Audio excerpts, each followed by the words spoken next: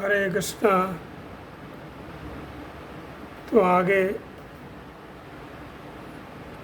यहाँ पर फिर श्लोक संख्या 4 में बताते हैं कि यद्यपेय ननामि हृदय हर्तय अशेषम गिरिप्रसन्न अपि पापा रसीन ऐसे क्रियामि रूप नानो कौरा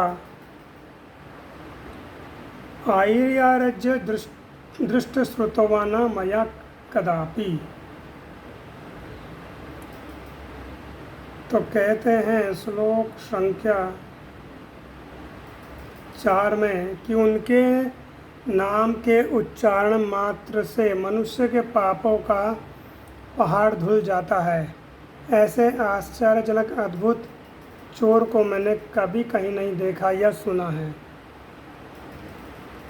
तो यहाँ पर ये बताया गया है कि भगवान का अगर एक बार हम नाम लेते हैं तो हमारे अनगिनत पाप जो हैं वह समाप्त हो जाते हैं या भगवान उनको नाश कर देते हैं। तो भगवान कैसे हैं? भगवान उस मेघ की तरह हैं जो मेघ रात्रि के समय में आता है और चुपचाप से वर्षा करके चला जाता है। अर्थात कि एक बार अगर हम भगवान की तरफ मुड़ें तो हमारे जीवन के अनगिनत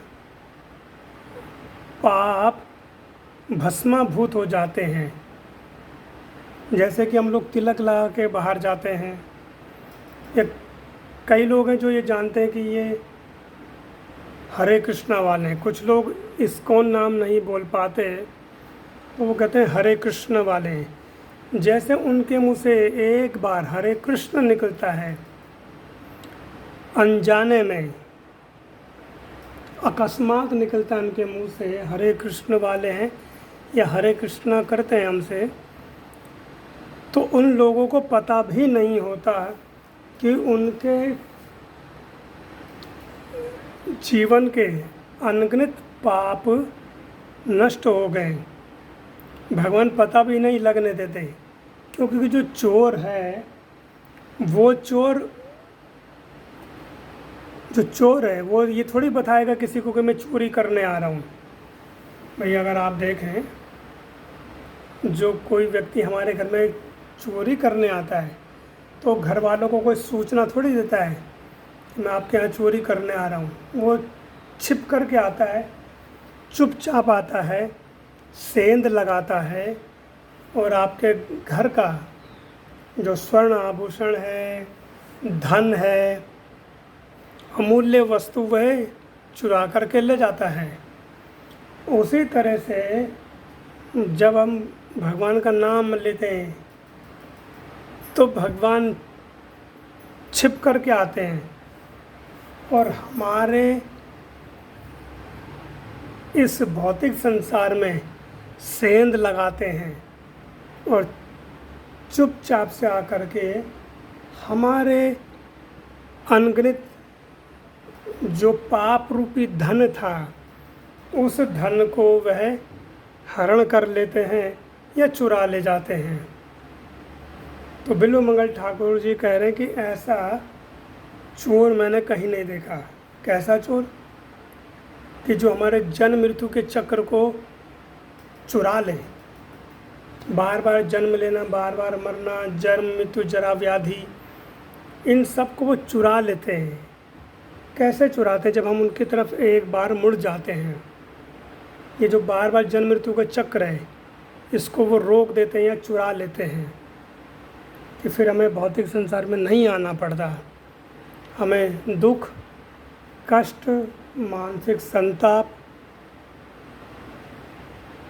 ये सब नहीं हम लोगों को झेलना पड़ता है। तो इसलिए वह अद्भुत चोर हैं। और भगवान अगर हमारा धन हरण करते भी हैं तो वास्तव में तो धन तो उन्हीं का ही है, हमारा क्या है?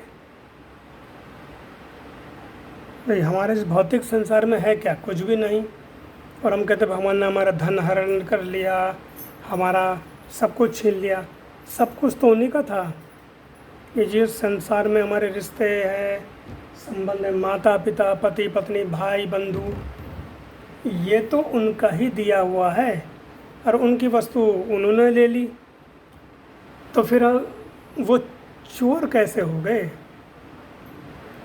चोर तो वास्तव में हम लोग हैं जो इस भौतिक संसार की वस्तुओं का उपयोग करते हैं और भगवान को धन्यवाद भी नहीं करते।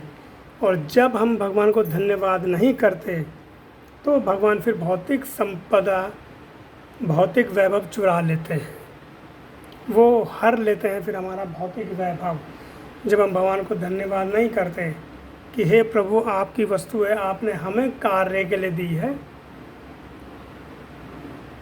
जो भक्त होता है वो ये कहता है हे प्रभु ये सब आपकी वस्तु है और मैं आपकी ही सेवा में लगाना चाहता हूँ। अपने संतान को, पत्नी को, पति को, रिश्ते, सगे संबंधी जो उनको भगवान की सेवा की तरफ वो मोड़ना चाहता है, तो कहता है मैं आपकी सेवा में लगा रहा हूँ। जब भगवान ये देखते हैं कि ये मेरी वस्तु का सही सही उपयोग कर रहा है, तो भगवान फिर उस भक्त को और वैभव देते हैं, उस भक्त को और धन देते हैं, तो हम भगवान की तरफ मुड़ें। हरे कृष्णा। जगत गुरु श्रील प्रभुपाद की जय। गुरुदेव महाराज की जय।